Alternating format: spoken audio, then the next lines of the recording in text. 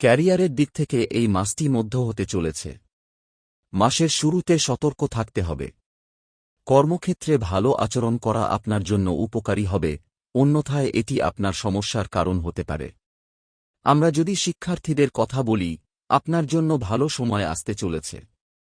আপনি যদি প্রতিযোগিতামূলক পরীক্ষার জন্য প্রস্তুতি নিচ্ছেন, তবে এই মাসটি আপনাকে অনেক প্রচেষ্টা করতে হবে এবং আপনি ভালো পাবেন। পড়ালেখায় সফলতা থাকলে তার জন্য সমস্যা হতে পারে।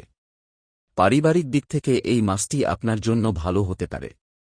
পারিবারিক সম্পর্কের তীব্রতা থাকবে, পারস্পরিক সম্পর্ক স্বাভাবিকের চেয়ে ভালো হবে এবং পরিবারে সম্প্রীতির অনুভূতি থাকবে, মানুষ একে অপরের সাথে মিলেমিশে থাকবে।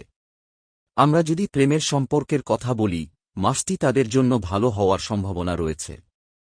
প্রেয়সীর ভালোবাসায় আঁকড়ে থাকতে দেখা যাবে।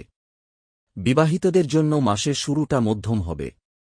আমরা যদি আপনার আর্থিক অবস্থার দিকে তাকাই, তাহলে এই মাসটি এই উদ্দেশ্যে ভালো থাকার সম্ভাবনা রয়েছে।